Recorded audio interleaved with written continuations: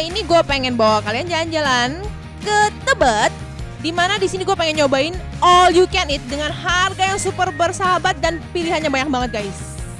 Ini sekarang gue mau cobain short plate-nya yang ori nih, nggak spicy, dipakein sweet garlic. Wah, dagingnya sih mantap loh ini, lembut dagingnya guys. Ini tenderloin-nya gue cobain pakai sweet spicy ya.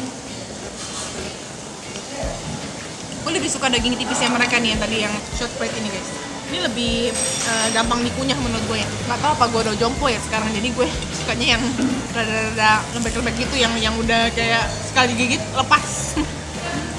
Nah, setelah gue coba-cobain, ini adalah hasil racikan gue ya, yaitu sweet garlic, masukin cabe gilingnya, terus tambahin bawang putih, terus tambahin, jangan lupa lu tambahin tuh kecap asin ya, soalnya ini tuh kurang asin si garlic, sweet garlic itu cuma ada sweet sama garlic, gak ada asinnya, jadi lu kudu tambahin kecap asin guys. Oke, gue dari tadi udah cobain dan menurut gue paling enak itu di sini adalah short plate-nya guys. Dewa nih di sini nih.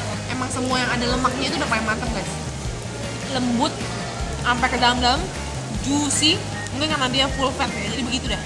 Ini gue cobain wagyu fatnya, paling favorit gue di sini. Yang pertama short plate, yang kedua wagyu fat, juicy abis. Potongannya berasa banget, walau warnanya nggak pekat kayak tom yum di Thailand, tapi rasa tom yumnya berasa banget.